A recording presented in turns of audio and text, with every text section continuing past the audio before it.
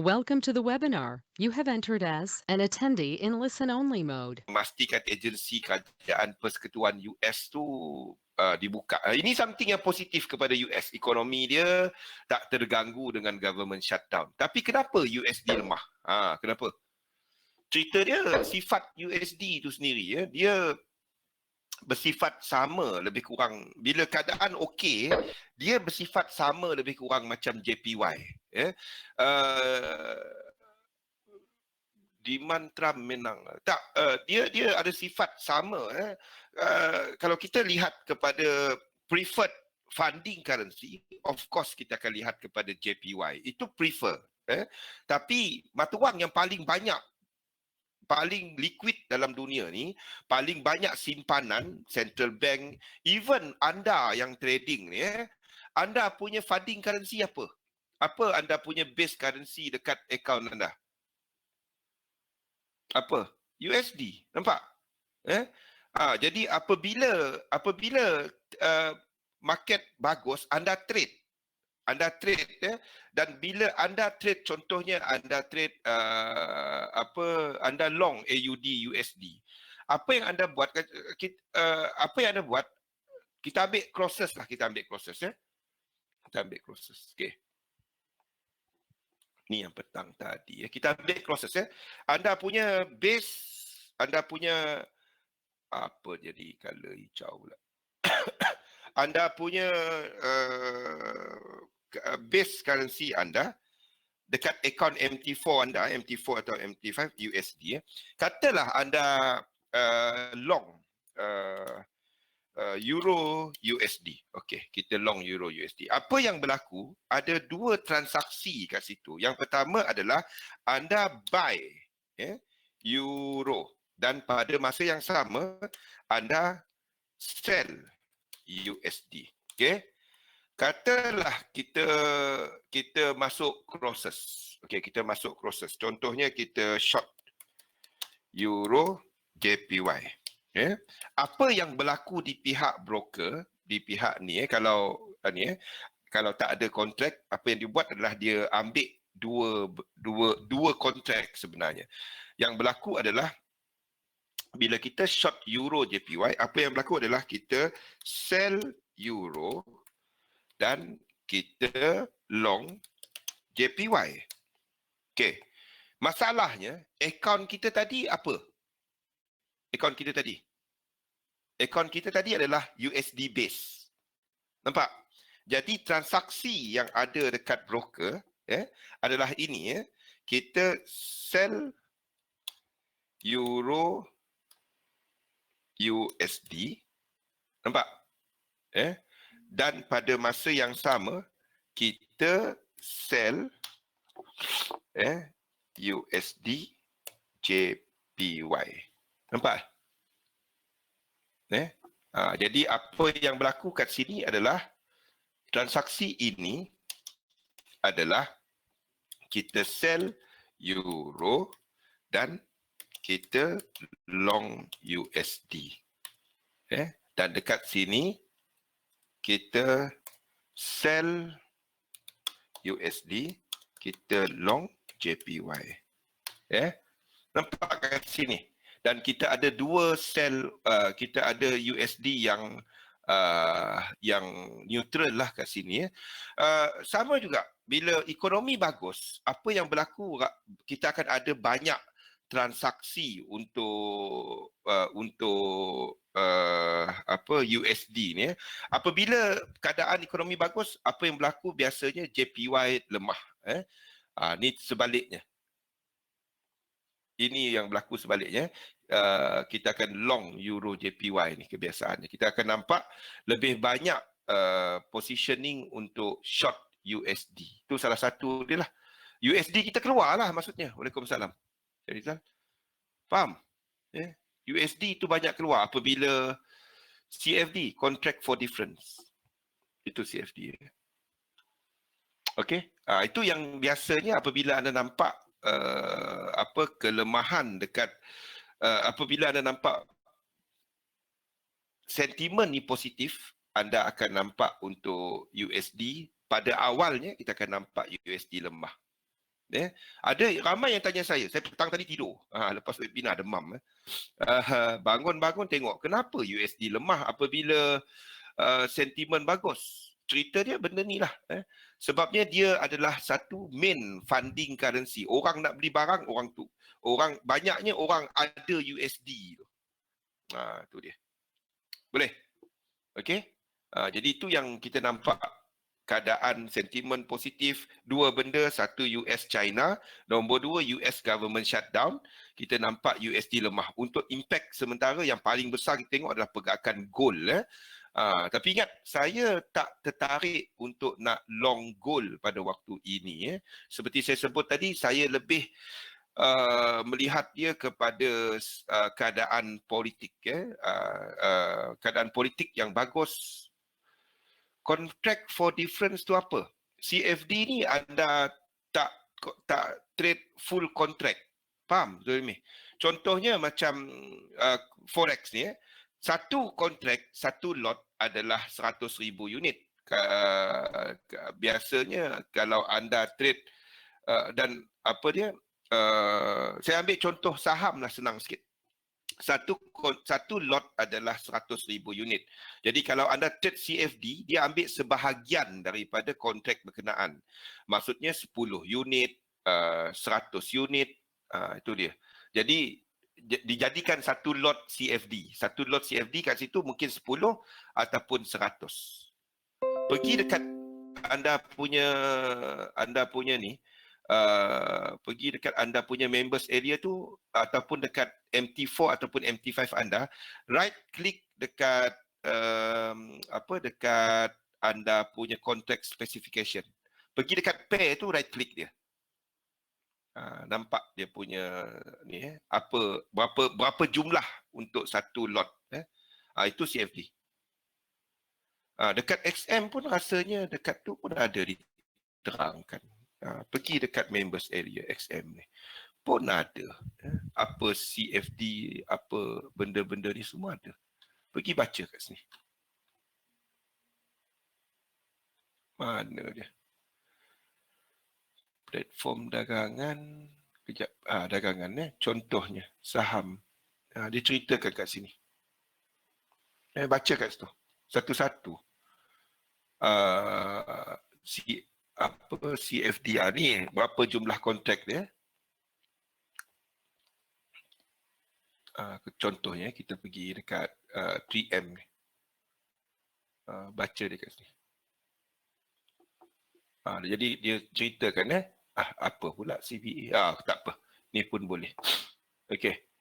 Contohnya dia ceritakan berapa unit 10 share ni.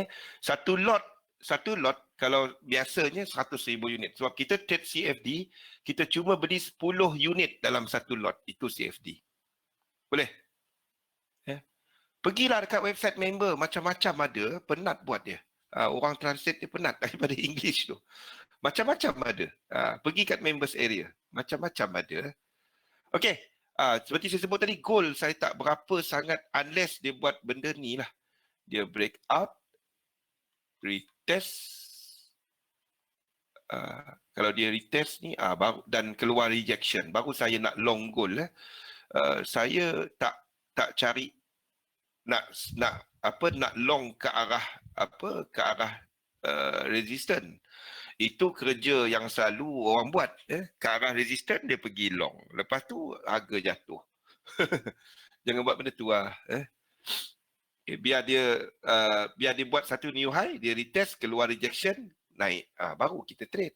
Tunggulah, tak payah buka chart terus nak tekan. Berhenti-berhenti tekan mesin kuda tu. Berhentilah. Harap terasa. Okey. Okey. Berantu chart. Dah Syahrizal. Okey. Jadi pada waktu ni kita ada kelemahan ketara dekat USD, sentimen pasaran yang positif. Kalau anda nak cari untuk long USD, kalau anda nampak ada set up, nasihat saya tunggu selepas London close pukul 12.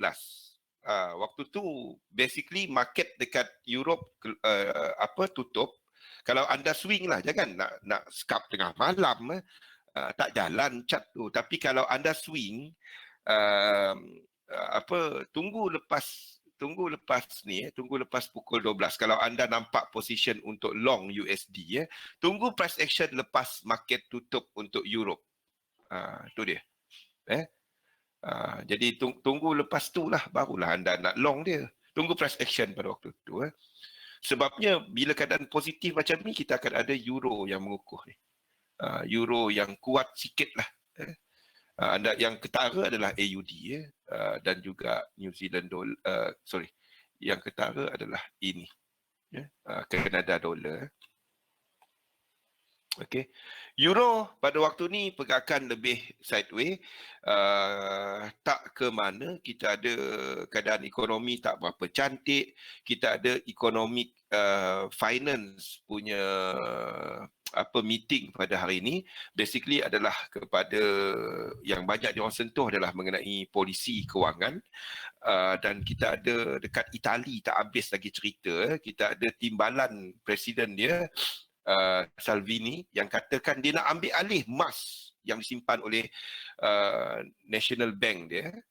Dia nak bank negara dia nak Kementerian Kewangan yang kawal emas instead of bank ni. Ini menunjukkan something yang tidak sihat lah kepada pasaran kewangan. Sebabnya kerajaan tak sepatutnya interfere dalam monetary. Sepatutnya kerajaan kepada fiskal dan separation of power tu. Bank-bank lah, kerajaan-kerajaan. Masing-masing buat check and balance. Cerita dia nak ambil alih. Bukan apa, sebab National Bank of Italy tu di bawah ECB. Sebab tu dia Draghi tu daripada Bank Itali lah. Itu dia. Cerita dia ini yang sedang menekan kepada euro semasa. Kita nampak biarpun euro USD tu mula menaik semasa, tapi saya tak berapa gemar untuk nak long euro pada waktu ni, kecuali against chef ni lah. Chef amat lemah pada semasa. JPY sentimen pasaran yang lebih positif, kita nampak JPY lebih lemah kecuali against chef. Chef hari ini adalah mata wang yang paling lemah. Low liquidity, low volume dalam chef. Kita nampak banyak outflow untuk chef. Satu, kalau yang daripada pengalaman saya sendirilah, satu sifat chef ni, bila kita nampak biarpun market risk on, tapi chef JPY itu tetap lemah. Macam hari ini, biasanya market risk off, chef JPY itu akan barulah chef JPY lemah. Tapi hari ini kita nampak market risk on, market cantik. Kita nampak dekat saham tu cantik. Saham ni cantik. Tapi chef JPY pun jatuh. Tunggu dulu. Dia sifat chef tu sendiri, dia adalah basically orang tak dia tempat orang simpan duit. Faham? Switzerland. Yang ada dekat situ adalah company besar yang cari untuk tax deduction. Kita ada company seperti Nestle, kita ada few company besar lah yang operate dekat Swiss exchange. Dan biasanya dia mengukuh apabila pada hujung tahun company-company ni bawa duit balik. Itu yang biasanya. Bila kita ada company-company ni mula keluar balikkan duit, dia mula melabur luar negara. Contohnya kat Malaysia, kita melabur kat luar, apa kita buat? Kita sell ringgit. Macam anda melabur dalam forex, anda buy USD, anda sell ringgit. Faham? Ini menandakan bahawa dana pelaburan tu keluar daripada Switzerland. Ni benda yang seasonal lah. Kita ada permulaan untuk pertengahan untuk kuartal pertama ni, syarikat-syarikat besar ni mula meletakkan dana dia keluar. Satu lagi adalah yang melemahkan chef adalah kepada isu politik dekat Eurozone dan kelemahan ekonomi dekat Eurozone, menyebabkan syarikat-syarikat ni melabur dekat luar Euro. Cooperated company pun deposit cooperated company pun deposit digital. Cooperated tu apa? Cooperated Banyak syarikat dia simpan dekat Switzerland bukan dia simpan. Cerita dia kebanyakan company ni dia big company ya. Apa yang dia buat adalah big corporation. Okey. Dia orang ni buka headquarters dekat Switzerland sebab dia punya tax tu rendah. Itu dia. Jadi dia orang bayar tax dekat Switzerland. Berdaftar dekat New Zealand, dia ni cerita dia company-company ni mula melabur dekat luar pada waktu ni. Kita ada US, China yang nampak okey. Ni yang sedang berlaku kepada chef. Kita nampak chef JPY ni jatuh. Kebiasaannya satu adalah kenaikan untuk yang biasa saya nampak lah korelasi dia adalah kepada ini. Ni. Ini yang biasanya. Saya tengah tunggu ini untuk break $55 ni. Okey. Dan untuk dia resume dia punya upward move ni. Minyak. Dan sekiranya ini menaik sebabnya daripada peak to throw tu ada tengok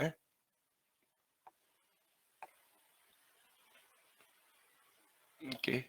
Ini adalah perubahan okey, lebih daripada 30%. Dan saya nampak sekiranya dia lebih daripada ni, ini adalah satu starting of bull untuk minyak balik.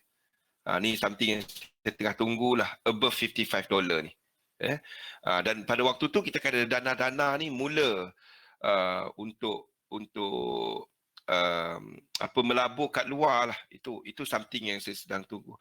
Satu lagi kepada gold yang cerita sebelum ni, saya tunggu gold kat bawah ni.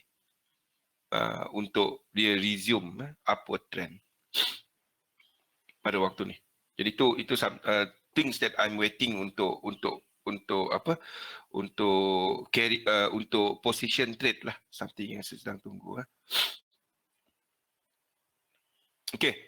Chef amat-amat lemah. Ini adalah mata wang yang paling lemah pada waktu ini. Ni yang kita ceritakan petang tadi lah. Okey. Dan JPY masih lagi menunjukkan kelemahan pada waktu ini. GBP. Seperti yang kita katakan tadi, kita tengah tunggu Theresa May. Saya tak tahu adakah dia dah mula ke tak. Kita tengok. Ni dekat parlimen dia. Basically untuk Carney tadi dah habis. Untuk Carney tadi dah habis. Ni adalah dekat parlimen dia lah.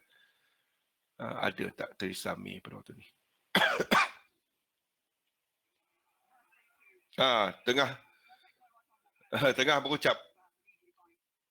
Tengah berucap sekarang. Jadi ini anda akan nampak sekejap naik, sekejap turun, sekejap naik, sekejap turun. Yang saya tengok tak ada apa-apa. Tak ada apa-apa baru. Tengah live. Yep. Ni link dia. Kalau nak tengok ni link dia.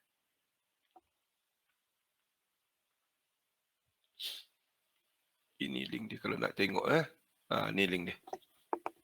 Seronok tengok dia. Duk kena teruk lah. Dahsyat juga parlimen dia orang ni. Ni link dia. Saya tak dapat dah ikut lah. Kita tengah webinar sekarang. Biasanya kalau tengah malam tu seronok juga tengok. Macam drama. Seronok tengok dia. Okey. Tapi itulah.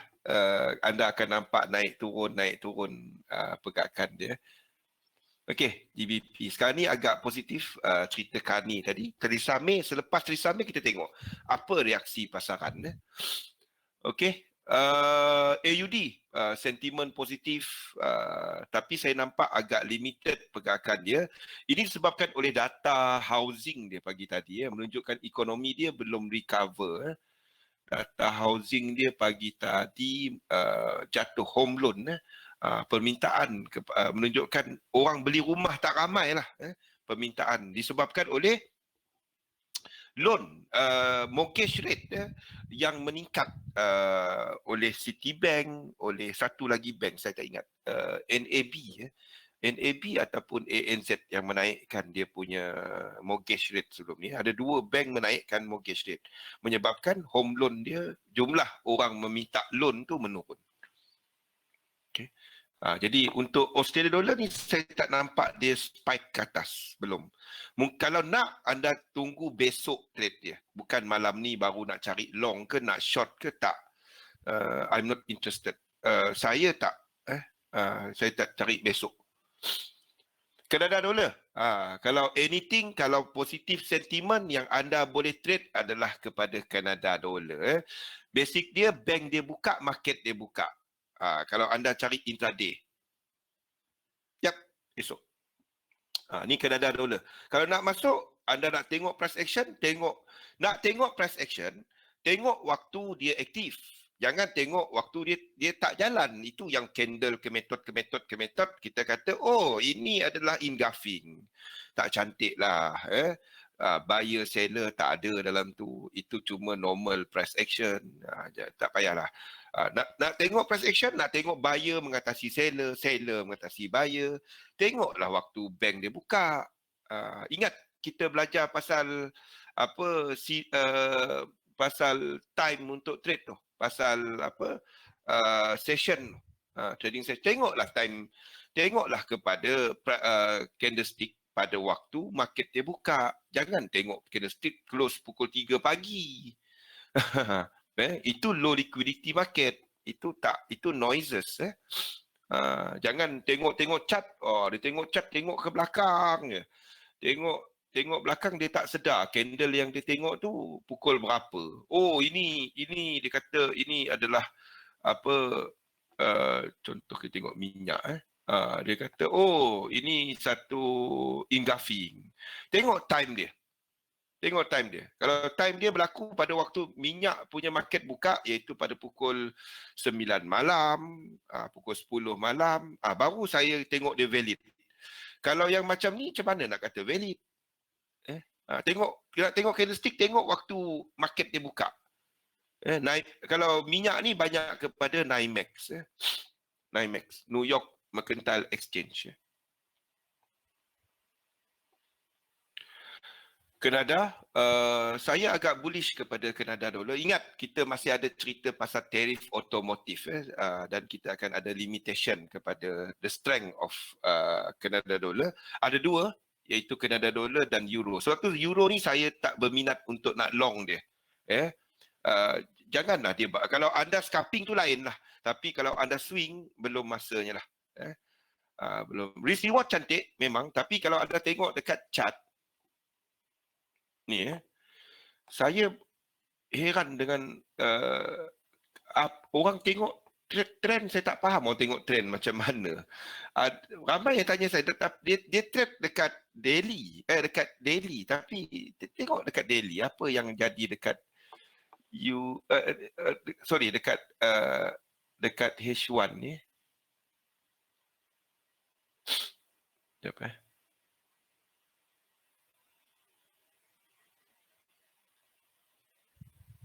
Kenapa tak boleh maximize? Tak dapat nak besarkan pula. Sekejap.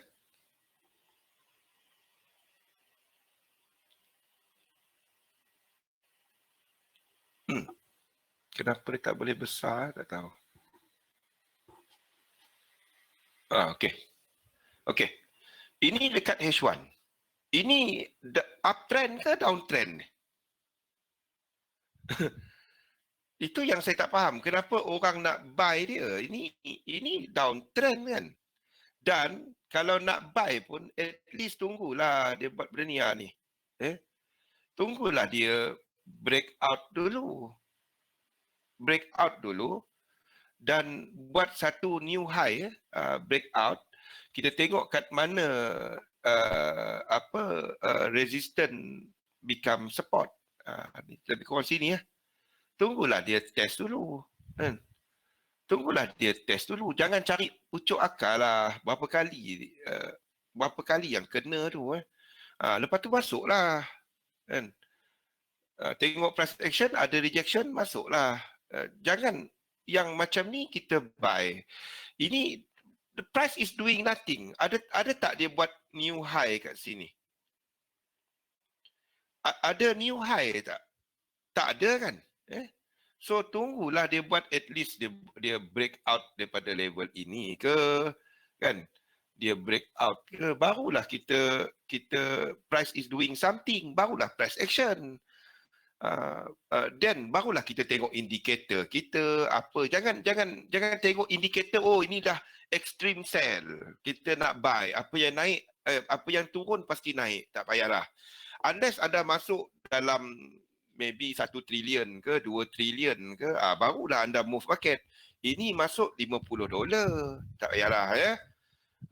Jadi tunggu dulu confirmation, ikut sistem, itu je ya. Jangan buka chart, ini jauh sangat jatuh ni, dah sideways, dia break out atas terus nak masuk, janganlah. Low probability, dia naik pun daripada 10 kali tu, berapa kali yang kita kena tangkap? Faham? Kena tangkap. Naik, kita masuk buy kat sini, dia turun balik. Itu selalu jadi kan. Kita cantik, kita buy betul-betul atas. Dah le. Biar bersistem. Saya tak tahu dia naik ke tak naik, tapi price is not telling me anything based on 1 hour chart ni. Price is not doing anything. It's doing a sideways, nothing.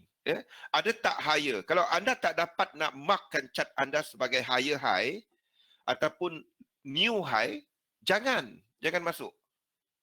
Tunggu dia buat new high, retest, buat higher low, then barulah kita masuk. Dan ada trend, barulah kita nak long. Ramai tanya saya, bila Euro USD ni nak naik bang? Dia tengah float lah tu. Jadi buat something yang nyata lah. Kenapa buy dalam keadaan ini? Tak ada apa-apa.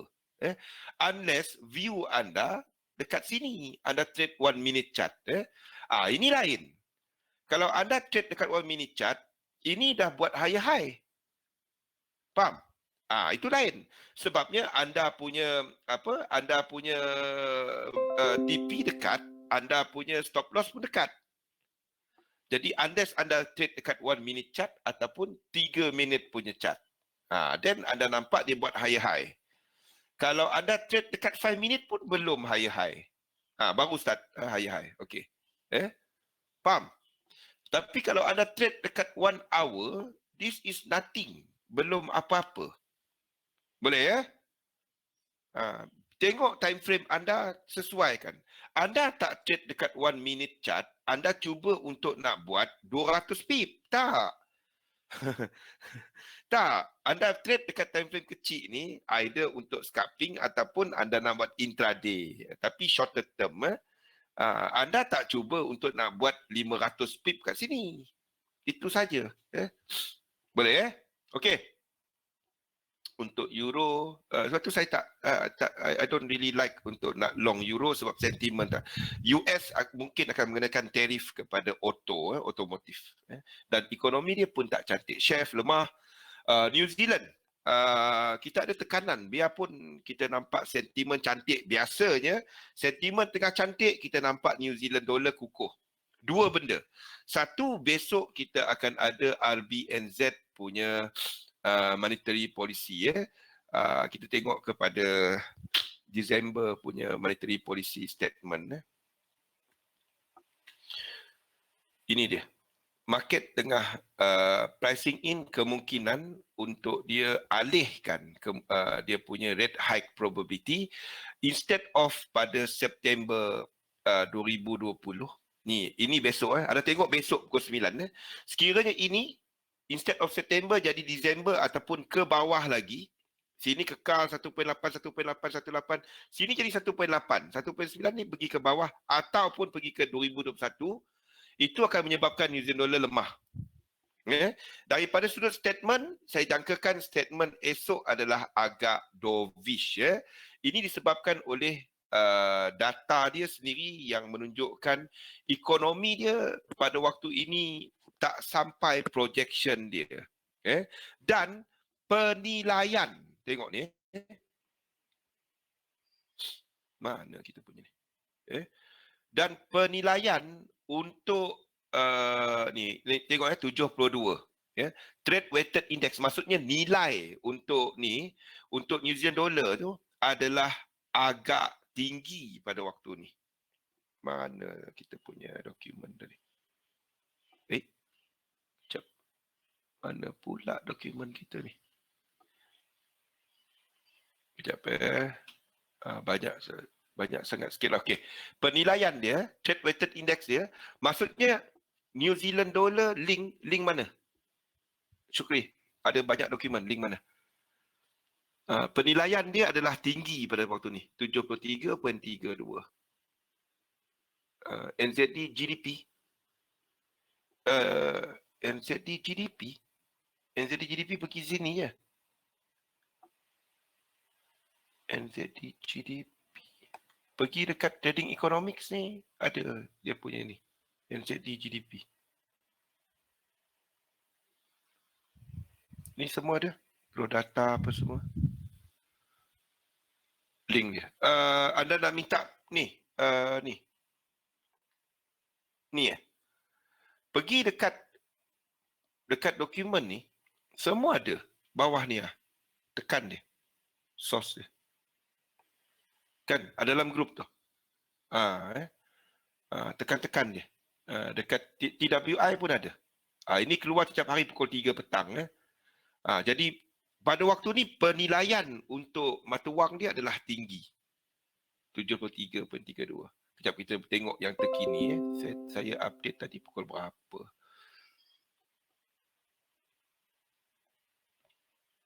Apa yang ni semua ada dekat link tu. Pergi rajin-rajin pergi tekan kat situ. Demam. Suara sedu. 73.32. Anda nak cari support resistance pun boleh tengok kat sini. Contohnya NZD USD 6722. Letakkan dalam chart anda 6722. Semua ada. 6722. Letakkan. Itu akan jadi satu line untuk anda. 6722. Ini apa catnya? 1 minit patutlah. Okey. 6722. Dia akan jadi support line. Kalau tak tahu nak lukis support line, ambil bank punya. Itu lagi dahsyat. Itu central bank punya ni. Jadi kalau harga atas ni, ini adalah satu support line bagi anda. Ni 6722 ni. Okay. Next resistance mana? Next resistance 6765. Tekan. Ya, ambil yang terkini. 6765. Gunalah bank punya. Bank bagi. 6765. Itu adalah anda punya resistance. 6765. 6765. Itu lagi cantik. Jadi kita ada price yang tengah ranging hari ini. Jadi kalau price tengah-tengah macam ni, anda masuk tak? Tak masuk. Itu je. Faham? Kalau anda nak scalping, anda gunakan, kalau scalping, saya gunakan benda-benda ni tau. Line-line yang dekat sini. Ambil 2 hari ke belakang. 3 ni je saya gunakan. Jadi saya gunakan line-line kat sini. 6737. Satu lagi. Apa? 6737. Itu lagi cantik. Mana ni? Kalau anda nak scalping. 6737. 6737. Itu lagi cantik. Anda akan nampak ada reaksi dekat price tu. Jadi lagi cantik. Boleh. Kalau dia dekat sangat, saya tak pakai dia. Kurang daripada 10 pip, saya tak pakai dia. Okay. Kalau nak scalping, lagi cantik. Ni link-link tu semua ada kat sini. Macam-macam ada kat situ.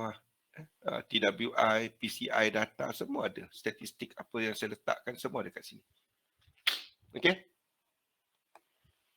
Boleh. Okay. Sekali lagi kita lihat kepada currency semasa. Okey, sentimen pasaran adalah agak positif. Kita ada cerita US China, kita ada US government shutdown yang nampaknya macam settle. Dan kita ada tekanan kepada USD, tekanan kepada JPY untuk semasa, kita ada kenada dolar yang lebih positif, kita ada AUD yang lebih positif. Mana AUD? AUD yang lebih positif. Kita ada tekanan dekat chef, mata wang yang paling lemah semasa. Kita ada euro juga yang saya tak berapa gemar untuk long euro lah pada waktu ni. GBP, kita ada cerita Theresa May, Carney tadi. Jadi setakat ini tak ada apa-apa. Kita nampak sedikit sokongan dekat GBP semasa. Saya, kalau anda trade untuk intraday, okey, nak masuk. Tapi untuk GBP ni anda nak masuk pegang lama, not now lah, not at this time lah. Canada, Chef dan New Zealand dollar, ingat besok kita ada RBNZ yang dijangka lebih dovish. Itu sebabnya ada nampak Australia dollar naik, ini tak. Itu cerita dia. Nampak kesan dia. Okey? Okey? Ada soalan? Ada soalan? Okey, kalau tak ada soalan, kita break dahulu. Sekali lagi makan ubat batuk, pening kepala. Okey, kita break dahulu selama 5 minit dan kita sambung selepas ni. Okey, kalau ada soalan tu tanya. Okey, kita break 5 minit. Assalamualaikum warahmatullahi wabarakatuh.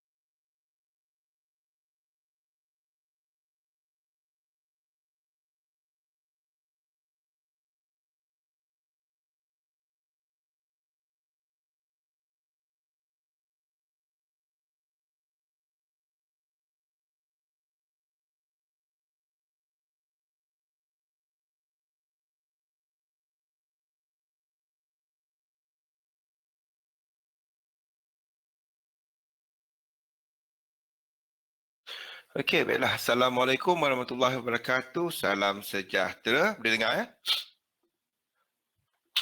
Ah, berperang dengan flu ni. Okey, jadi kita lihat dulu, boleh dengar? Okey. Untuk USD semasa adalah lebih lemah kecuali against Chef. USD Chef tu meningkatlah. Euro kita nampak lebih dengan sentimen yang positif, kita nampak some strength untuk euro, tapi saya tak ni selagi cerita pasal US tariff untuk otomotif tu belum settle, saya tak berapa gemar untuk nak long euro untuk swing. Kalau anda trade technical kepada short term, intraday, ada nampak set up, anda trade, itu tak salah. JPY sentimen positif, kita nampak JPY tertekan pada waktu ni, kecuali Chef JPY, kita nampak Chef JPY tu jatuh. Kita nampak untuk GBP, Carney tadi agak positif apa yang dia sebut. Theresa May tak ada banyak cerita dia untuk Theresa May pada waktu ni. Australia dollar sentimen positif, kita ada Australia dollar yang kukuh pada hari ini, tapi untuk anda cari position semasa, janganlah, not suitable. Esok kalau kita tunggu lepas RBNZ, anda nak trade Australia dollar, trade lepas itu. Okay? Untuk Canada dollar, kita ada harga minyak yang meningkat. OPEC punya cerita adalah kepada cutting more that one. Dia nampak sedikit peningkatan untuk demand. OPEC punya monthly report petang tadi, sebentar tadi, pukul 7 tadi. Cerita dia sentimen yang agak positif, menyokong sedikit kepada kekuatan Canada dollar. Tapi jangan trade macam AUD CAD, ni tak berapa cantik pada waktu ni. AUD CAD, NZD CAD, tak berapa cantik. Kita nampak sentimen yang lebih positif, jadi sama-sama kuat. Faham? Anda mungkin nampak kepada something yang macam minyak CAD JPY. Cari, saya ada position untuk CAD JPY. Okay? Agak bias sikit lah kalau saya sebut. CAD JPY, sebab bukan apa, minyak naik harga, ni minyak naik harga. Minyak naik harga. Okey. Kita ada minyak naik harga. Okey. Cerita dia, Kanada pengeksport minyak. Jepun import minyak. Naik harga minyak, yen lagi banyak keluar nak beli minyak. Kanada jual minyak, minyak naik harga, dia makin banyak pendapatan. Faham? Jadi kalau improve lagi keadaan ekonomi, US China semakin positif, kita akan ada permintaan. Sebabnya kalau ekonomi improve, kita akan ada pengeluaran kilang yang bertambah, permintaan kepada pengangkutan bertambah, permintaan kepada energi bertambah, dan itu boleh menyokong lagi kenaikan harga minyak dan seterusnya meningkatkan valuation untuk CAD JPY. Itu something yang saya sedang tengok lah. Okey. Chef adalah mata wang yang paling lemah pada semasa. Kita ada tekanan cerita politik dekat Eurozone. Kita ada ekonomi Eurozone yang menurun. Kita ada cycle di mana pada waktu ni company-company besar ni melihat kemungkinan untuk US China tu settle dan dia orang bawa fund keluar daripada New Zealand. New Zealand tempat simpan duit. Okay. Sentimen pun positif, Chef ni yang kita nampak. Sekiranya sentimen hari ini berterusan, esok kita mungkin akan nampak ini pula, buat cerita ini. Buat cerita ini. Kalau sentimen hari ini berterusan, faham? Kita mungkin nampak JPY terjun tiruk. Okay. Besok anda tengok Chef JPY. Sekiranya Chef JPY, esok besok pukul 8 pagi anda tengok Chef JPY. Sekiranya Chef JPY naik, ini jatuhlah. Chef JPY naik, Chef JPY. Esok anda tengok benda ni. Anda tengok Chef JPY. Sekiranya Chef JPY pada waktu ni jatuh, kita ada waktu chef. Chef JPY. Okey. Kita tengok chef JPY pada waktu ni. Ni chef JPY jatuh. Besok sekiranya anda nampak ini naik, then anda mungkin cari kepada CAT JPY, anda mungkin tengok AUD JPY, NZD kita tunggu dulu apa cerita RBNZ. Ini yang anda nak tengok. Sekiranya ini masih meneruskan kejatuhan, JPY pair tu mungkin akan bertukar arah.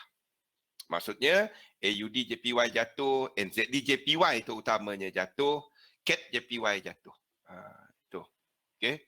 USD CAT naik. Fifi. Itu besok.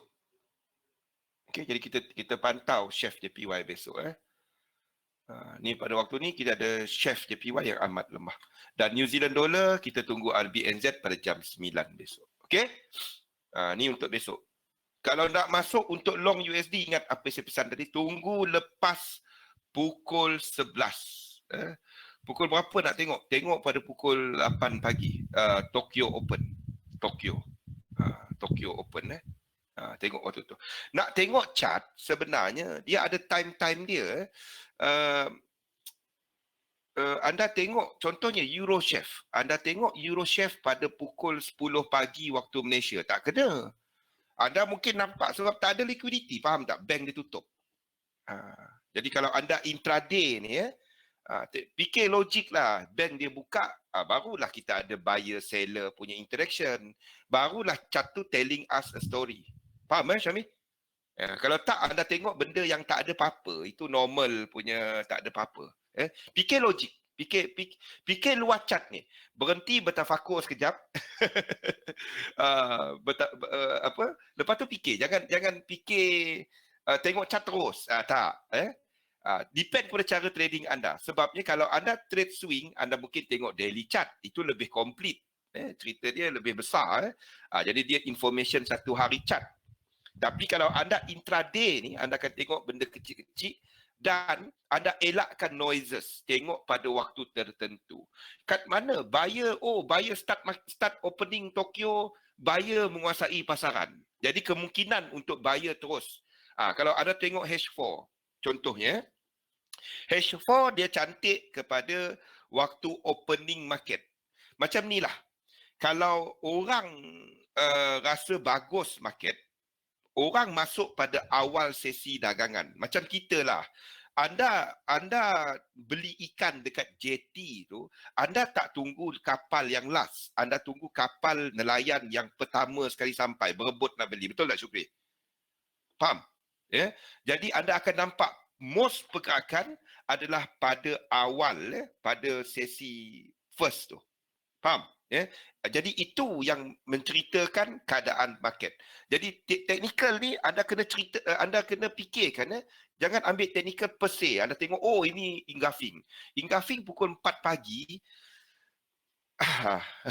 Tak ada orang dalam market. Pukul 6 pagi, tak ada. Faham? Pukul 10 pagi. Sebab kalau kat XM ni, start candle pukul 6 pagi kan? 6.10. Tengok pukul 10. Sekiranya AJ tu ada engulfing, itu adalah signal engulfing anda. Tapi engulfing yang pada pukul 2 pagi itu tak ada cerita untuk AJ. Faham? Fikirkan benda ni sama macam kita beli ikan tadi. Kita tunggu yang first, itu cerita dia. Letakkan cerita market dalam chart anda. Jangan cuma engulfing. Pukul berapa engulfing? Pukul 2. Pukul 4 pagi. Pukul 2 pagi. Mana kena? Fikir logik je pun. Okey? Okey. Jin. Kau kawan dengan jin sekarang. Okey. Kejap. Kurang sihat sikit. Okey. Inilah dia topik kita pada malam ini mengenai pasaran kewangan. Semua market ni berkaitan. Kita tak dapat lari. Terutamanya bagi anda yang trade forex. Kalau anda cuma trade forex, Ada yang kata trade forex ni senang. Tak macam trade saham. Let me tell you now. Trading forex adalah yang paling susah sekali. Paling susah sekali. Sebab dia semua benda kacau dia. Semua benda, Trump tweet, kalender, forex factory, candlestick, semua kita nak tengok. Itu dia. Bukan saya nak discourage. Cerita dia, kena faham apa yang kita dagangkan ni. Sebab mata wang tu, dia besar sikit skop dia, tak macam saham. Saham ni kepada syarikat tu punya performance. Ini kepada global punya performance, kepada kepada negara tu punya performance, kepada news kecil-kecil dia pun. Jadi kena faham apa itu financial market, pasaran kewangan ni. Pasaran kewangan adalah satu tempat di mana kita ada flow of loanable fund. Daripada pelabur ni, dia pinjamkan duit kepada mereka yang mempunyai akses lebihan aset yang yang memerlukan dana kepada capital. Jadi itu dia financial market, satu platform yang menyediakan kepada mereka, kepada pelabur dan kepada mereka yang mengeluarkan ni, untuk pelabur untuk cuba nak buat keuntungan, dan kepada business owners, kepada pemilik syarikat, untuk dia orang nak dapatkan capital. Itu basic dia, capital market, financial market. Kita ada pelbagai jenis capital market, financial market. Kita ada capital market di mana kita ada pasaran untuk funding, untuk tujuan pembiayaan. Lepas tu kita ada pasaran untuk komoditi, derivatif, currency, dan juga pasaran untuk insurance. Okey. Cerita dia benda ni, funding, hutang, equity dan interest rate. Okey, ni dia. Dalam pasaran yang paling biasa kita dengar adalah capital market. Ini yang selalu orang kata pasaran saham, pasaran bond. Ni dia. Ini adalah pasaran untuk modal, pasaran modal. Dia terdiri daripada dua, iaitu primary market dan juga kepada secondary market. Primary market ni lebih kepada capital market ni adalah untuk orang mendapat pembiayaan untuk satu jangka yang panjang, lebih daripada 1 tahun. Jadi dia terdiri daripada dua, primary dan secondary. Yang primary ni tadi adalah contohnya terbitan saham, terbitan bond, IPO, initial public offering contohnya. Lepas tu kita ada secondary market di mana saham-saham yang dikeluarkan dekat primary market dan saham-saham lain yang diterbitkan didagangkan dekat secondary market. Either sama ada dekat bursa ataupun secara direct over the counter. Itu adalah secondary market. Okay. Lepas yang biasa kita dengar berdua benda ni, pasaran bond dan juga pasaran saham. Pasaran bond adalah bila orang cuba nak dapat financing dengan menerbitkan hutang. Bond tu hutang. Ataupun hutang tu didagangkan. Itu adalah satu lagi pasaran bond. Yang kedua adalah kepada pasaran saham. Apa beza dia utama ni?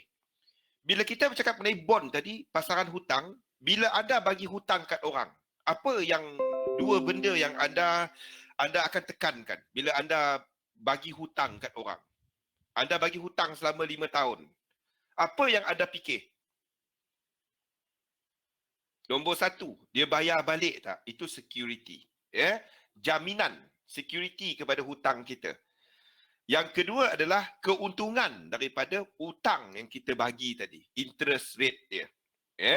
Jadi bond market ni dia banyak terkesan kepada dua benda.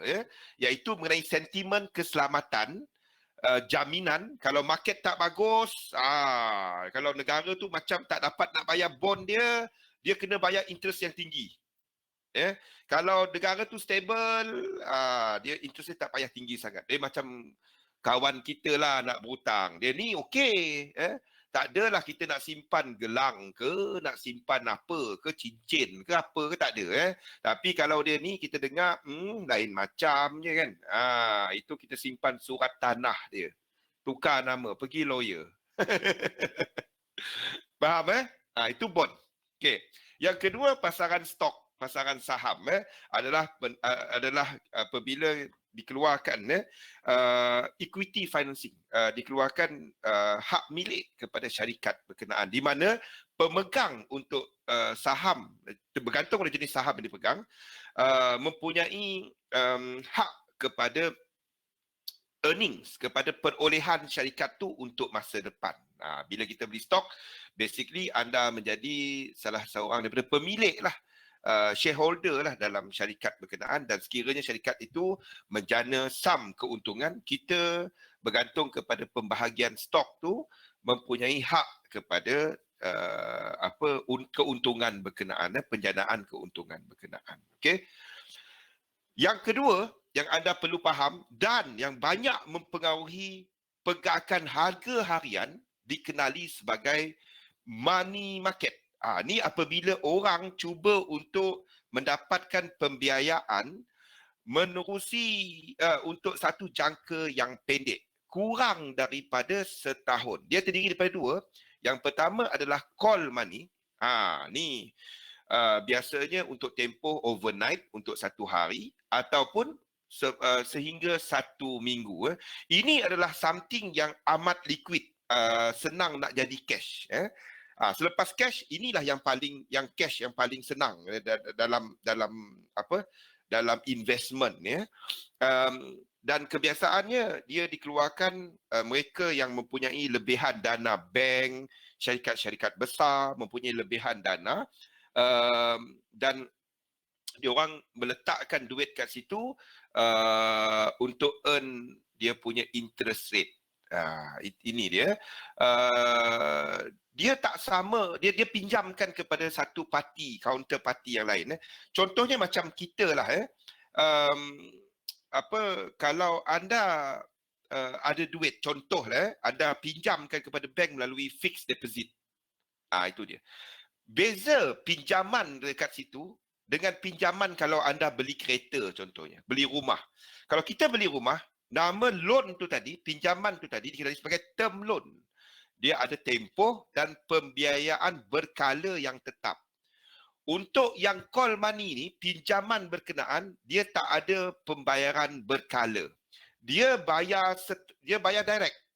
Dikenali sebagai margin call. MC. Faham?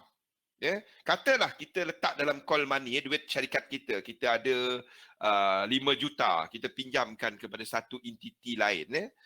Dan entiti satu syarikat lain tu pakai duit tu. Syarat dia, kita boleh call duit kita 5 juta tu, kita pinjamkan dia dalam tempoh katalah seminggu. Tapi kita nak duit tu sekarang. Tiba-tiba ada benda yang kita perlu bayar. Kita minta sekarang. Dan company tu kena bagi balik kepada kita berserta dengan interest yang kita kenakan. Ni dia. Yang bestnya dia tak payah bayar secara berkala, tapi dia kena sampai dia punya expiration. Benda ni yang banyak diguna pakai untuk bank melabur dan sebagainya. Ni call money. Brokerage, ni banyak call money. Interbank market, forex kat sini. Kau nak tahu. Dekat interbank market ni, dia adalah secara overnight sehingga 1 tahun. Dan biasanya adalah kepada contohnya macam bank, macam position untuk euro USD, itu interbank, dia dipinjamkan dan sebagainya. Dan dekat sini kita akan melihat rate seperti London Interbank Offered Rate, Shanghai, MIBOR. Kalau kat Malaysia ni kita ada Clibor. Ni dekat interbank rate. Bila bank sama bank berminjam, ni dia. Depend kepada dia punya ni. Ini market ni penting tau. Bukan apa. Sekiranya anda memahami apa yang dua ni, anda akan faham apa jadi dekat market lain. Contohnya, sekiranya sentimen tak cantik, naik, sentimen negatif, anda akan ada interest rate yang menaik. contohlah anda ada kawan tadi dia nak pinjam 1,000. Anda kata, oh boleh, tapi bayar 1,200 kita pau dia. Cerita dia, kalau dia high risk, kita mungkin naik sikit 25%. Ataupun anda tak banyak duit 25%. Faham? Kalau biasa-biasa kita pau dia 20%. Contoh saja. Jangan pau orang. Tu contoh saja. Jadi cerita dia, sekiranya sentimen market tak cantik, kita akan ada interest rate yang tinggi. Sekiranya interest rate tinggi, untuk pembiayaan orang akan cari mata wang yang mempunyai interest rate yang rendah. Mana duit yang interest rate rendah? Di situlah kenapa anda nampak JPY chef meningkat apabila sentimen negatif. Nampak tak? Ini pengaruh daripada pasaran ini pinjaman jangka pendek ni. Kurang daripada setahun pembiayaan capital money, capital market under money market. Boleh? Okey. Ini untuk pasaran komoditi. Pasaran komoditi ni terdiri daripada dua, iaitu hard commodity dan soft commodity. Terdapat anggaran 50 produk yang didagangkan dalam commodity market, dan kebiasaannya financial transaction, CFD, futures, option option tak ada. Futures lebih banyak daripada actual physical purchase untuk gold contohnya. Dia banyak kepada financial punya transaction. Kita ada hard commodity, benda-benda yang dilombong, benda-benda yang digali, benda-benda yang ditanam,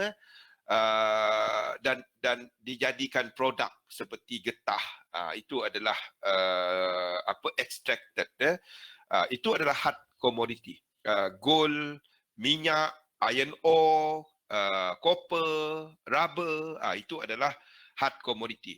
Kita ada soft commodity, benda-benda yang ditanam, seperti kopi, seperti gandum, seperti cotton, kapas, itu soft commodity. Try lah tengok dekat MT5, try buat anda punya technical. Syukri, try buat technical anda dekat kopi. Cari mini contract. Buat dekat anda punya demo account, try tengok anda punya technical. Cantik tak? Dan komoditi ni, dia kalau nak, dia ikut sikit. Dia minyak, minyak dia volatile sikit. Tetapi macam kopi, macam copper, iron ore tengah naik. Kita ada empangan dekat Brazil tu tengah ada masalah. Anda tengok ni. Kita tengok kepada iron ore. Dekat XM tak tahu. Kita tengok iron ore. Iron ore. Anda tengok pricing dia menaik. Mana dia punya ni?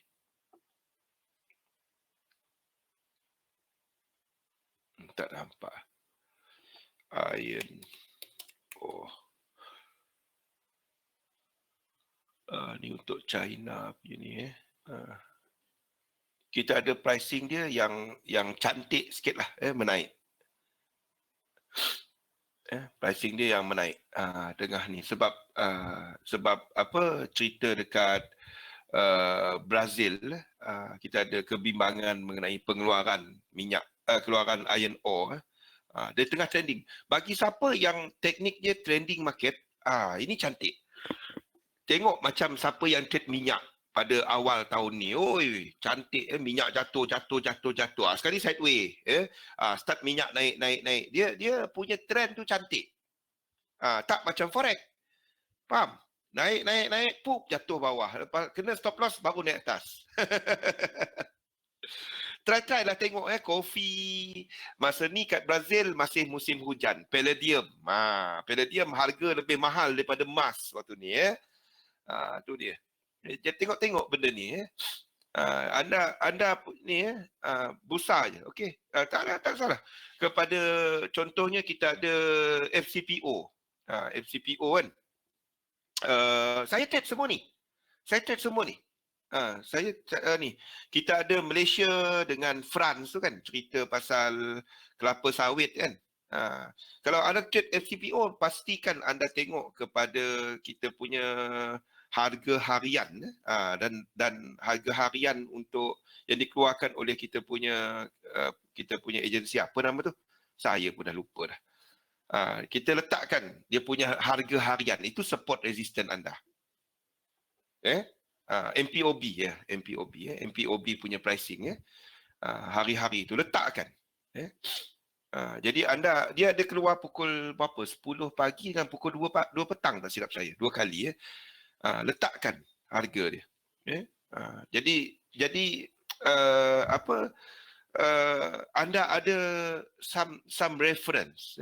Sebabnya market punya reference. Jangan tengok candlestick saja. Tengok benda ni. Okay. Facilitator, benda yang mempermudahkan derivative market. Kita ada banyak benda. Contohnya benda-benda yang didagangkan dekat bursa seperti ETF, Exchange Traded Fund. Exchange Traded Fund ni adalah dia memberikan anda exposure kepada pelbagai counter, bukan satu. Macam mutual fund lah. Dia kepada contohnya ETF untuk sektor pembinaan. Dia bukan kita beli Gamuda punya sahamnya. Dia akan kepada a few. Itu contoh. Futures market, options, itu dekat ni. Over the counter kita ada sama. Forward tu lebih kurang sama macam futures.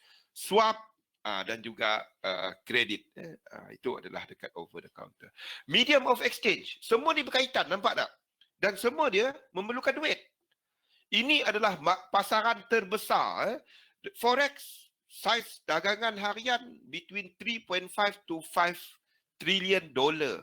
Satu hari transaksi dia buy and sell. Itu dia. Tapi dia bukannya kepada forex, kepada spot saja. Kita ada futures, kita ada options, kita ada swap dan lain-lain. Kalau nak banding dengan saham, saham lebih kurang satu hari 200 bilion. Banyak beza tu. Sebab tu ada nampak dekat forex, dia punya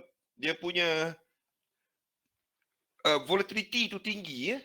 Itu beza dia. Kadang-kadang contoh kita trade FCPO kan, dia tak jalan. Satu hari tu kita tenung dia ke metod. Sama juga macam forex, kadang-kadang macam Euro Chef tu tak jalan kan. AUD NZD tak jalan. Tapi kalau anda tengok pair seperti Euro USD, GBP JPY, benda-benda macam ni, dan juling tunggu dan kita lihat peranan forex market tu adalah untuk memindahkan modal, memindahkan capital dari satu ekonomi ke ekonomi yang lain ataupun daripada satu security ke security yang lain. Itu peranan forex market. Dan safety net adalah insurance market di mana kita ada mereka tujuan insurance market ni adalah untuk relocate risiko yang ada dalam pasaran. Kita memindahkan kemungkinan untuk risiko daripada satu entiti kepada entiti yang lain in exchange of payment. Macam kita beli insurance lah, insurance nyawa. Jadi kita punya ni adalah nyawa kita. Apa-apa hal berlaku, ada payment kepada ni. Kita kena bayar kita punya premium. Itu insurance market. Cerita dia, kita ada benda-benda macam CDS, kita ada CDO dan lain-lain. Kalau dekat ni, contohnya macam loan, macam dekat money market tadi, dia boleh diinsuredkan dan menjadi satu benda dalam insurance market. Itu contoh dia. Kalau siapa yang tengok cerita The Big Short, tahu tak The Big Short? Trader kena tengoklah movie-movie mengenai trading ni. Itu yang diorang trade kan itu adalah dekat insurance market. CDO dia kan Zee. CDO yang dia ni adalah mortgage backed security, MBS. Mortgage backed security tu, loan tu dia didagangkan balik dan diberikan rating yang tinggi. Jadi yang big short ni dia nampak, ini nak lebur ni. Dia pergi shortkan kontrak CDO tu. Itu yang dia kaya, 5 bilion dengan berapa dia dapat itu. Sampai 5 bilion. Itulah benda dia. Itulah insurance market. Apa kena-mengena? Semua kena-mengena ni. Semua. Semua kena-mengena dengan forex, saham, anda masuk komoditi, semua berkaitan. Tak dapat lari. Jadi memahami harga, memahami values financial security, security yang kita dagangkan ni, basically yang menggerakkan market, jenis order ni ada dua. Satu market order, satu limit order. Yang gerakkan market bukan limit order. Limit order basically memberitahu market kat mana ada buyer, kat mana ada seller. Tetapi yang menggerakkan market adalah market order. Orang masuk. Order yang masuk sekarang. Yang transacted sekarang. Kepada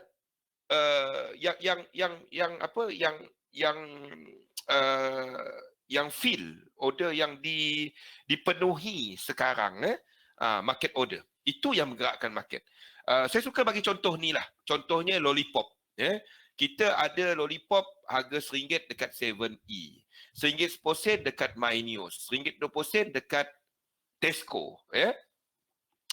Dan dekat 7E ada 300 lollipop. Dekat MyNews 50. Dekat Tesco 1000. Kalau anda nak buy lollipop sekarang, anda nak buy 1000 lollipop contohnya.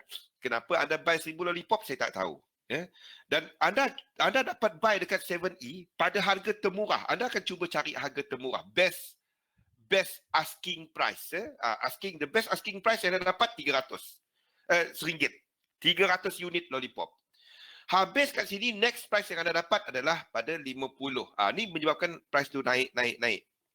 Sampai ke Tesco cukup order kita fill semua. Harga mati kat RM1.20 ni.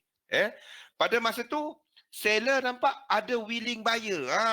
Akan cuba naikkan price. Itu yang price tu makin naik. Sekiranya tak ada lagi buyer, seller je. Seller ni masuk dalam market, harga pula makin turun.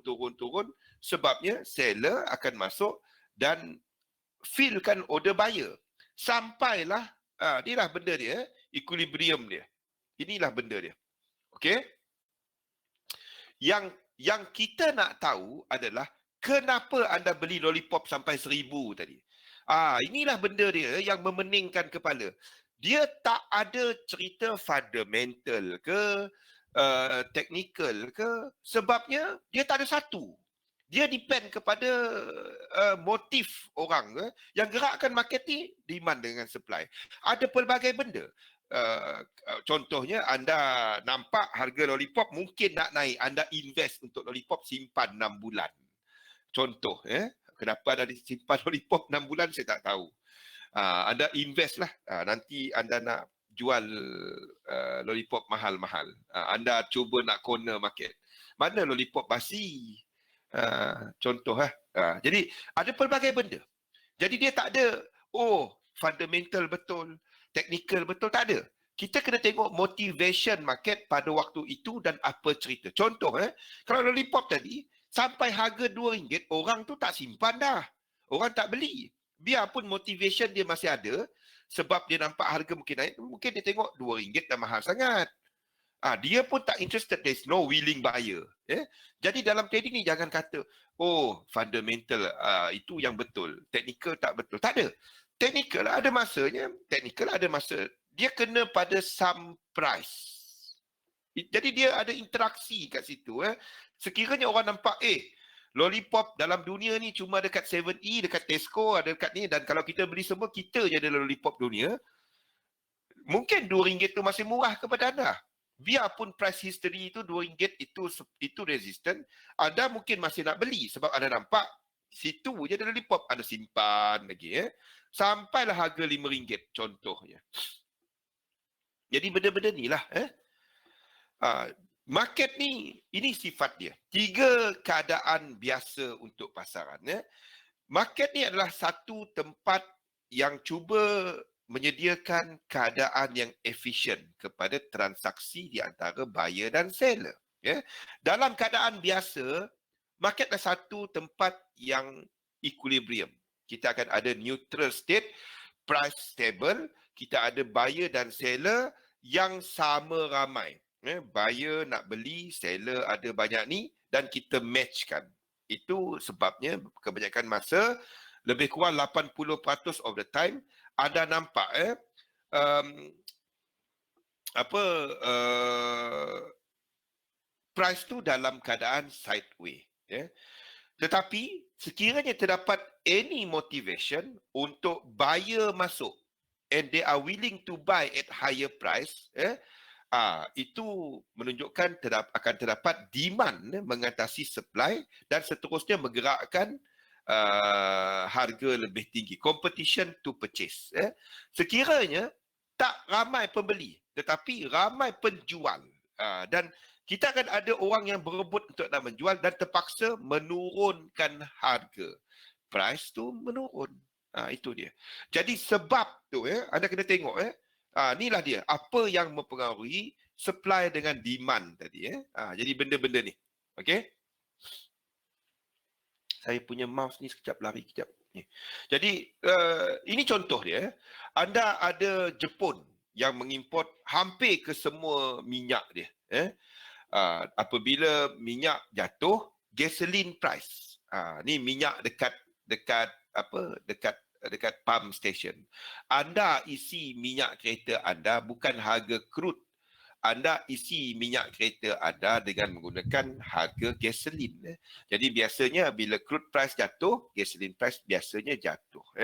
Dan lower gasoline price akan menyebabkan kos untuk transportation, pengangkutan serta pengeluaran. Jepun adalah antara negara manufacturing yang besar, nombor 4 daripada sudut ekonomi dia. Dan bila kos menurun, harga barangan yang dikeluarkan, harga ekspor Jepun akan menurun dan menyebabkan permintaan kepada ekspor Jepun meningkat. Okey?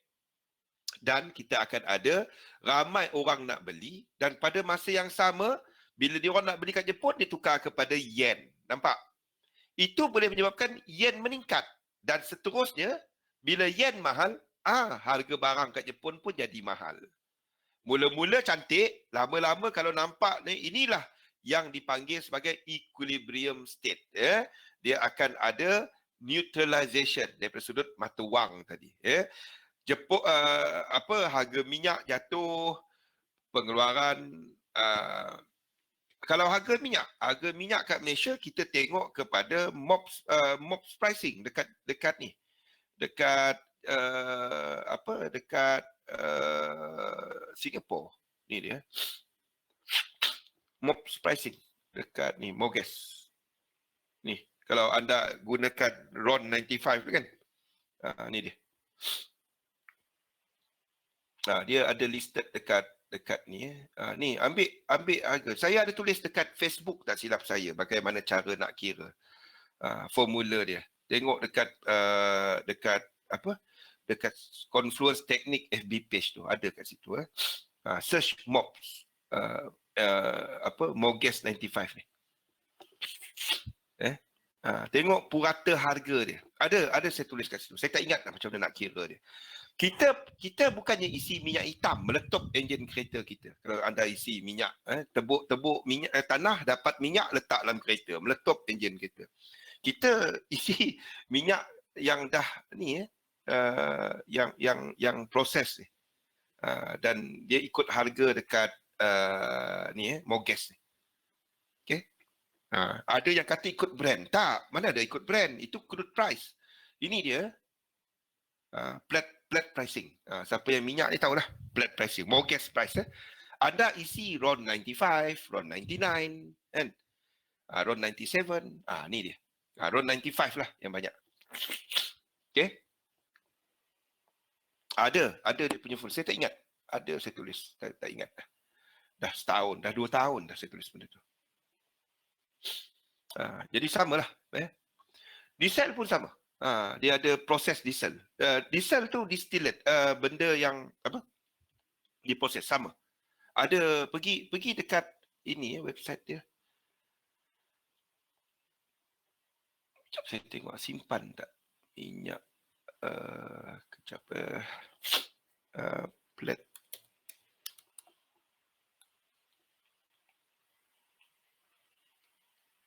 Saya tengok ada tak saya simpan dia punya harga ni.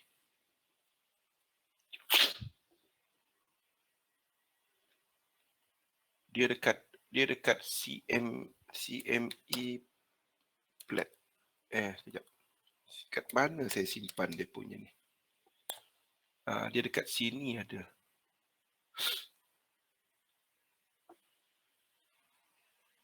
Ni dekat CME. Dia punya pricing tu kat sini. Dia ada produk berbagai kat sini lah. Anda nak tengok kepada diesel, anda nak tengok lain-lain. Biofuel, benda-benda ni.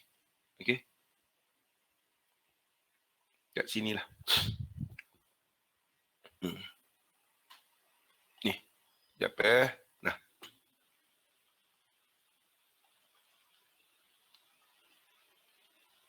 Ni pricing yang anda nak tengok. Ni dekat Global Exchange. Maksudnya dia continuous contract. Global Exchange. Singapore sama. Dia continuous pricing. Ni dah dia. Jadi benda ni semua berkaitan lah. Higher exchange rate menyebabkan lower domestic price, lower inflation, higher export price dan seterusnya. Dia pusing-pusing macam ni lah. Inilah yang bagi equilibrium, yang bagi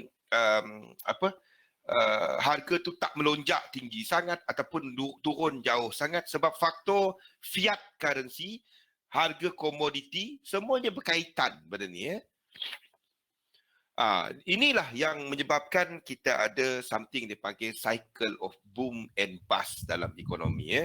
Bila kita ada kenaikan dan penurunan ekonomi, kita ada permintaan dan juga penurunan kepada kredit.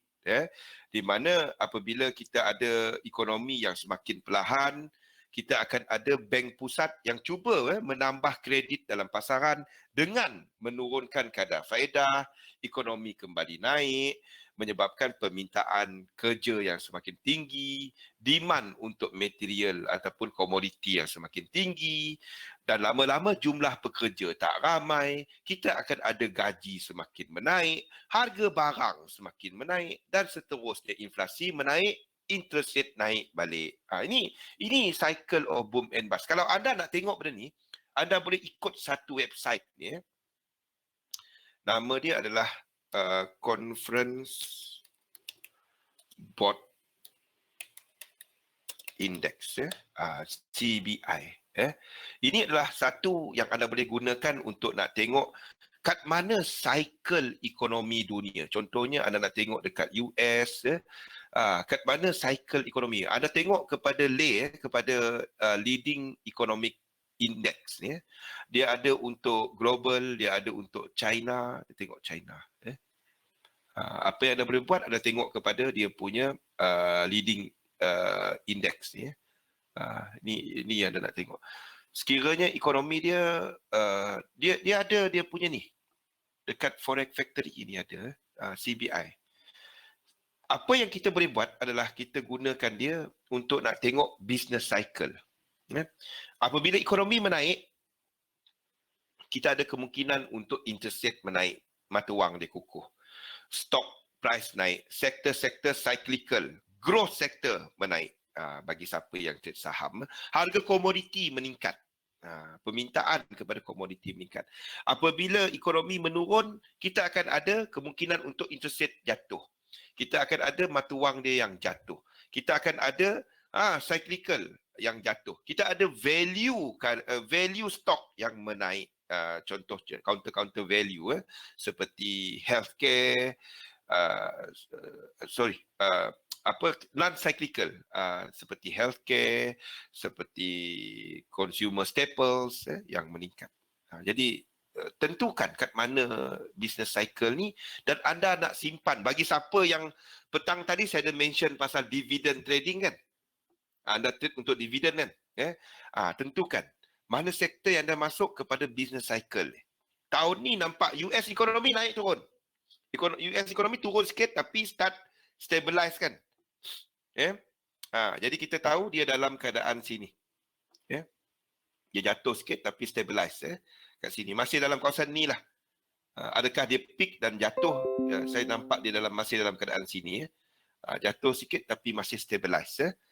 Jadi apa anda boleh gunakan benda ni. Contohnya. Contoh macam US. Kita tengok kepada GDP. Itulah gunanya kita ikut benda-benda ni. Annual growth dia. Sorry. Ini terlalu besar. Apa saya nak tekan?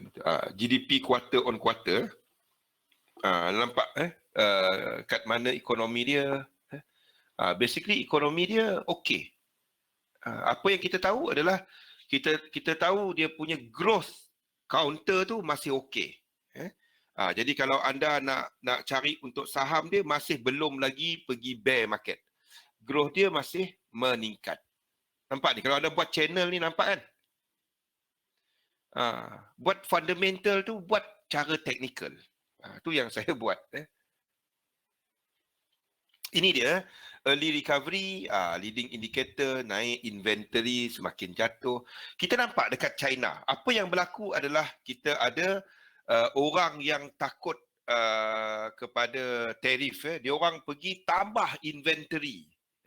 Cerita dia menyebabkan inventory meningkat. Kita nampak indikator-indikator ekonomi cantik pada kuarter ketiga itu. Pada kuarter keempat. Kuarter ketiga. Starting kuarter keempat, dah ada tarif. Inventory ni semakin jatuh. Dan apa yang berlaku adalah ekonomi mula slow down dekat China. Ni yang kita takut dia masuk recession. Ini yang Trump tak nak. Itu yang Trump sebut. Kemungkinan untuk dia orang settlekan pasal tarif. Sebab ni kalau dia terus kenakan tarif, ini mungkin menyebabkan ekonomi China tu meleset. Sebab perbezaan sekarang punya cerita berbanding dengan pada tahun 97. China slow down 97. Pada tahun 2009, China slow down. Ekonomi dunia slow down, tapi tak teruk. Cerita dia pada waktu itu kita ada akses dekat China, kelebihan. Waktu ini tak. China punya dia punya balance, trade balance tu tak berapa cantik macam dulu. Tak macam dulu. Ni saya tunjukkan. Ni secara makro lah. Sebab tu saya tak nampak dia orang akan terus bergaduh lah. Balance of trade dia. Tak macam dulu. Kalau anda tengok dulu-dulu, trade balance dia, dahsyat. Sekarang ni naik sikit lah. Ni yang Trump marah. Tapi dulunya dahsyat. China lah. Dan kita nampak banyak start ada yang menurun. Dulu-dulunya dahsyat. Anda tengok max dia. Sejak dia buka ekonomi dia. Ni. Okay. Yang sekarang ni Trump marah yang ni lah. Okay. Jadi Trump pun tak nak ekonomi nombor 2 jatuh. Dia boleh pull US ekonomi. Capital market. Bond kepada risiko. Stock kepada yield. Dan antara yang anda boleh tengok adalah pembahagian stok kepada 3 jenis, 3 kumpulan, iaitu kepada growth, company-company yang mungkin meningkat lagi dari sudut harga dia, daripada sudut penilaian syarikat berkenaan, kepada value, company-company yang mempunyai nilai, intrinsic value yang kukuh, company yang kuat, company yang kukuh, dan income. Ini kepada company-company yang memberikan dividen, pembayaran dividen kepada pelabur. Cerita dia, tahun ni kita nampak US, Fed tak naikkan kadar faedah dengan agresif. Kalau anda nak start dividen trading, anda baru nak kenal kepada saham, ini tahun dia. Ini tahun dia. Sebab tu anda nampak mutual fund dekat Malaysia tahun lepas pun jatuh. Betul tak? Pak Sami, last year mutual fund. Sebab US tu naikkan rate. Orang, instead of orang pergi kepada ni, menyebabkan kos kita tinggi, inflation tu. Kos kita tinggi. Syarikat-syarikat kita, orang tak melabur belah sini. Orang melabur kat US. Kita ada US yang umumkan dia punya apa? Dia punya corporate tax tu jatuh. Company-company ni balik ke US, kat Penang, kat Selangor. Bagi siapa ikut perkembangan ekonomi ni itu yang sebabkan ekonomi pada tahun lepas teruk kat Malaysia. Mutual fund banyak yang tak perform last year. Ni sebab dia. Ni apa kena-mengena US tu dengan kita? Segala-galanya. Inilah benda dia.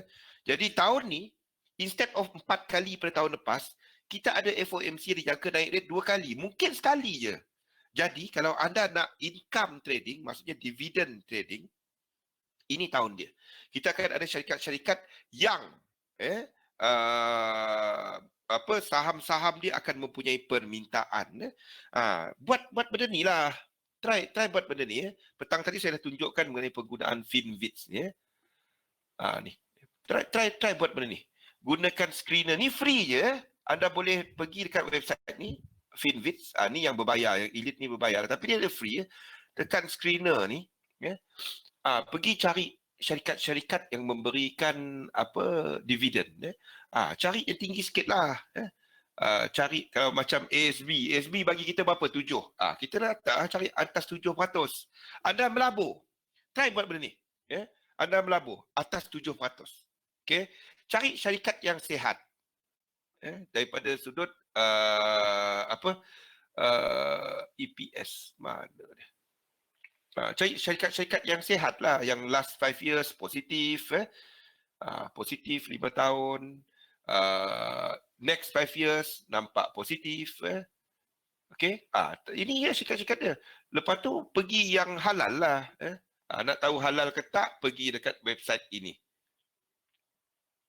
Amani ni. Amani Syariah. Letakkan ticker tu dalam tu. Saham tu. Letakkan dalam ni. Contohnya kalau anda letak VZ, Verizon. Tekan. Mana dia pergi? Apa dia tak keluar ni?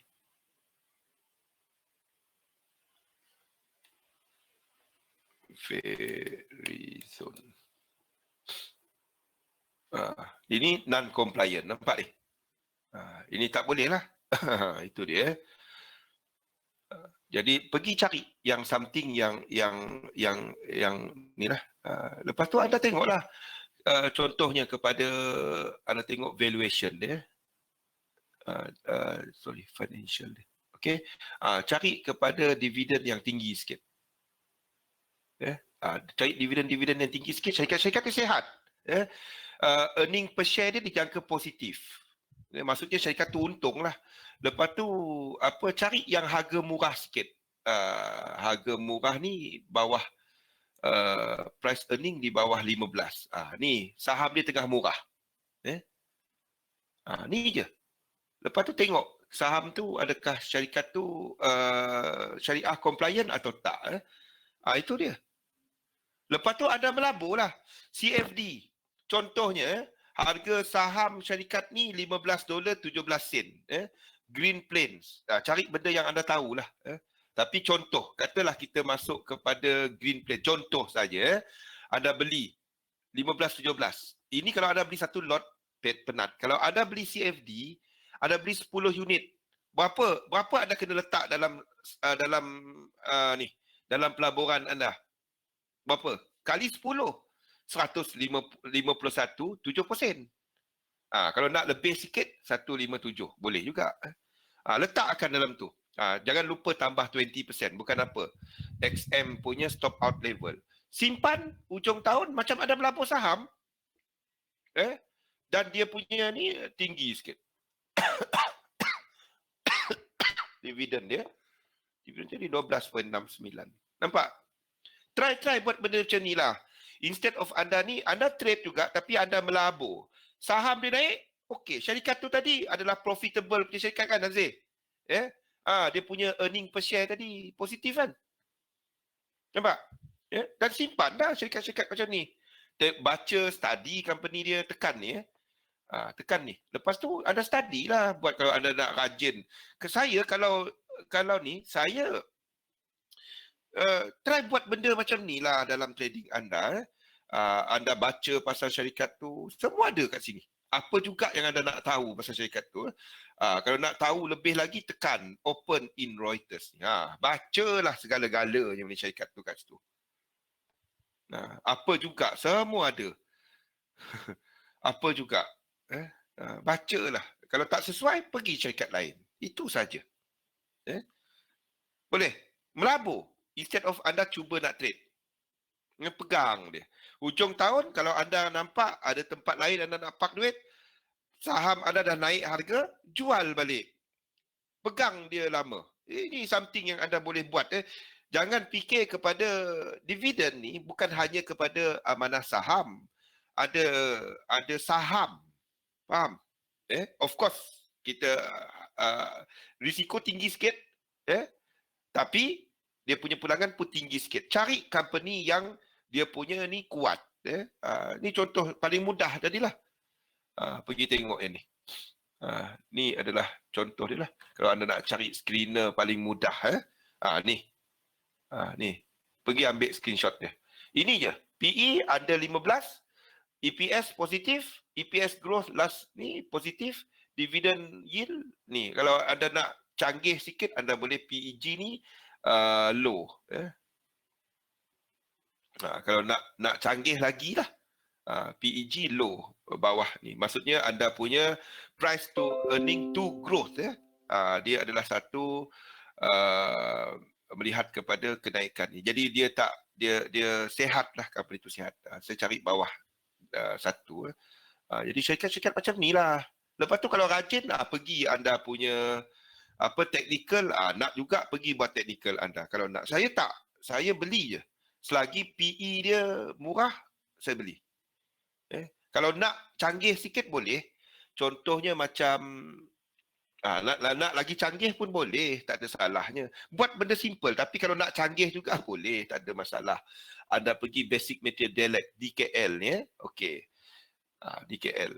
Okey, kita tengok Basic Materials. Kita punya PE tadi, DKL 10.86. Pergi benda ni. Pergi kepada grup ni. Pergi kepada grup ni kan. Tengok kepada grup punya PE. Apa tadi? Okey, grup punya tadi apa tadi? DKL kepada apa basic material. Tengok basic material punya ni. Basic material PE dia berapa? 15.30. Okey, tengok sini. PE dia adalah 15.30, 10.86. Maksudnya dia murah. Ni tadi 15. Ini 10. Ni tadi basic material 15.30. Ini bawah. Sebab tu dia anda tengok dia hijau. Kalau nak tengok hijau lah, suka nak tengok color. Ni. DKL. PE dia 10.86. Harga saham dia 28.84. Ni benda-benda dia lah. Buat something yang ni lah. Lepas tu ada buat technical anda, tengok benda-benda macam ni lah. Simple. Melabur. Okay. Tengok kepada jenis dia, ada tengok sektor dia kan. Ada sektor yang terdedah kepada pergerakan turun naik pasaran. Itu cyclical sector, turun naik consumer discretionary, energy, kalau harga minyak naik turun, contohnya saham, financial kepada interest rate, industrial, permintaan daripada sudut ekspor import, information technology, ini untuk growth, materials dan telecommunication, ini lebih kepada keadaan ekonomi naik turun. Tapi kalau anda nak selamat, anda cari kepada company-company yang terlibat dalam 3 sektor ni. Ini cantik untuk bagi siapa yang untuk dividen ni, sebab dia tak terdedah kepada cycle of business. Dia lebih stable lah. Utilities ni elektrik semua orang perlu. Consumer staple. Kuartal keempat kita tak ada utilities yang tak cantik sebab kebakaran dekat California. Kita ada PG&E tu dia declare bankruptcy. Tapi itu memberikan peluang untuk kita nak cari value yang rendah dalam utilities companies. Itu contoh. Okay? Ada pelbagai cara lah untuk anda buat anda punya pelaburan ni dalam saham. Ada pelbagai. Esok, hari Khamis ni kita akan ada webinar khas untuk saham. Nazir, hari Khamis. Dan juga untuk Forex, belah siang. Belah siang pukul 2. Jadi ada pelbagai cara lah. Untuk komoditi market, ada crude oil, coffee, gold. Cuba-cuba anda punya technical, kalau anda dah ada technical, try dekat tempat-tempat lain. Jangan forex je. Fikir-fikirkan tempat-tempat lain. Kalau anda untuk anda dividend trading, anda boleh tengok kepada saham. Kalau anda cuba untuk trade harian, anda boleh tengok kepada technical. Coffee cantik. Nota ni nanti XM ada email rasanya kan, Fendi? Ada email. Ada email. Okey. Tengok besok, kalau tak ada email, bagi tahu saya besok. By hari ini sepatutnya, by besok sepatutnya ada email. Ada email. Dia orang email. Kopi dan juga gold. Try, jangan sama-sama. Yang tak sama, yang petang tadi tak sama. Siapa yang ikut webinar petang tadi, saya ada email bagi siapa, saya ada bagikan petang tadi, siapa yang ni. Sama. Kalau ada perubahan, saya akan bagi kepada anda. Tapi tak ada. Sama, tak ada perubahan. Gold, try lah. Forex, kita ni kepada interest rate, dua negara, sentimen mempengaruhi dua negara, dan ekonomi polisi serta sentimen. Benda-benda ni lah. Dan kebiasaannya correlation market adalah kepada bond dan lain-lain, gold price, crude. Benda-benda semua berkaitan. Yang penting dalam trading kita, jangan fikir pasal account, fikir pasal portfolio pelaburan. Jadi petang tadi saya dah ceritakan, malam tadi saya dah ceritakan mengenai pelaburan. Petang tadi tak, malam tadi kita dah sentuh mendalam mengenai portfolio. Ikut bagi siapa yang free, kita punya seminar hujung minggu ni saya akan ceritakan juga benda tu. Fikirkan mengenai diversification lah. Jangan fikir forex saja. Fikirkan mengenai anda dah ada, ramai anda dah ada ASB tu. Fikirkan mengenai kaedah anda untuk bagaimana, apa strategi anda untuk ASB contohnya. Bagi siapa yang simpan fixed deposit, bagi siapa yang letak dalam property. Sebab property ada lain, ada REITs. Boleh tengok kepada REITs contohnya. Dulu saya suka kepada property. Sekarang ni saya lebih kepada REITs. Dia senang dicairkan lah. Nak jual rumah tu payah. Saya suka kepada REITs. Risk dan reward, fikirkan dan objektif kita. Fikirkan mengenai fixed income, mengenai variable. Fixed income biasanya risiko dia lower dan lebih bersifat annual dan jangka panjang. Variable, higher risk, higher return, dan depend kepada objektif anda. Cara anda, fikirkan apa anda punya objektif dalam dagangan, objektif pelaburan. Fikirkan benda ni dan apa security yang anda laburkan serta jenis portfolio anda. Jangan fikir depo $10 nak jadi kaya dekat forex. Dah lah berfikir cara tu. Anda menderma saja. 20 orang letak $10, $200 dah. Menderma. Seorang untung $40. Yang lagi 19 tu tak untung. Itu je. Fikirkan. Start berfikir pasal portfolio pelaburan anda. Bagaimana anda merancang anda punya trading account. Buat portfolio anda. Fikirkan apa aset anda nak dibeli. Capital anda nak letak kat mana kepada objektif. Kita tengok kepada performance dia. Kita balancekan dia balik. Dan kita bahagikan equity kita. Jangan tengok ASB je. Fikirkan fikir menyeluruh dia ni. Saya buat ni contoh dia lah. Ini bukan ini contoh yang saya guna pakai sendiri. Sekiranya saya perform cantik dekat forex, trading saya cantik pada 3 bulan tu, saya akan letakkan lebih sikit dekat sini. Dari saya punya modal. Cantik lagi. Saya katalah pada 3 bulan tu cantik. 3 bulan kemudiannya saya letakkan besar sikit. Maksudnya saya punya sistem tu tengah working, expectancy tengah naik. Dan saya bagikan saya punya income ni dan saya merancang secara tahunan kepada pelbagai expenses, saving dan investment yang pelbagai. Nampak? Jangan fikir forex sahaja. Dan saya cari angka kebebasan kewangan saya menerusi passive income. Bukannya menerusi trading. Apa yang saya buat, trading sebagai tool untuk capai financial freedom. Dia akan menyumbang kepada passive income saya. Fikirkan benda-benda ni, invest dalam sistem, dagangkan sistem anda dan faham apa yang anda buat. Okey? Jadi hujung minggu ni, esok kita tak ada webinar. Tengok besok, siapa tadi? Fendi, tengok besok kalau tak ada terima email daripada XM dengan nota, bagi tahu kat grup, nanti saya post yang ni. Lagi bagus kalau XM, lagi sesuai lah kalau XM email. Tapi kalau tak ada, bagi tahu saya post kat grup. Bukan saya tak nak post, tapi lebih sesuai lah kalau XM yang hantar. Okay. Bagi siapa yang free hujung minggu ni, Razif, kalau free datang. Kita punya seminar pada hujung minggu ni, masih ada tempat lagi rasanya. Dekat KL, Sheraton. Kita punya seminar pada hari Sabtu ni. Jadi kita ada seminar dekat KL, ada 500 tempat. Dan pada minggu depan, Helmi akan berada di Penang. Jadi hadir-hadir lah. Ni, saya rasa ni cuma perlu ada apa? Saya tu pun dapat. Tapi dia perlu ada, akaun anda perlu ada $100. Saya pun tak pasti. Saya tak perlu register. Baki anda ada $100 lah. Ni duit bukannya orang suruh anda bayar. Anda letak $100, anda trade lah. Itu saja. Okey. Datanglah. Okey. Jadi kalau free tu datang. Bagi siapa datang hujung minggu ni, tegur-tegur.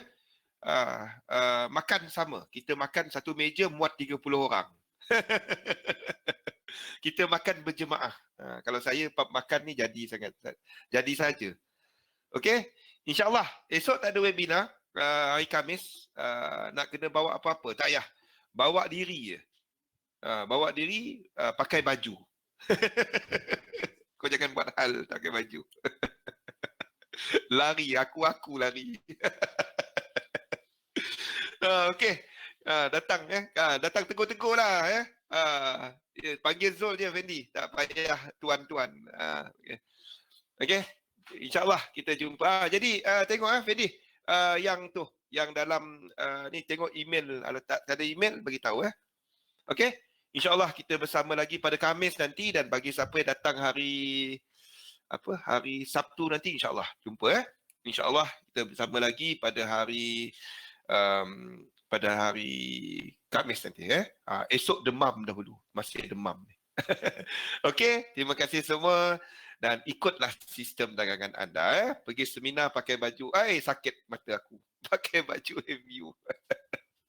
Yang pakai baju MU duduk belakang. Jangan duduk depan. Okey. InsyaAllah kita bersama lagi. Terima kasih semua. Assalamualaikum warahmatullahi wabarakatuh. Selamat malam. Terima kasih semua.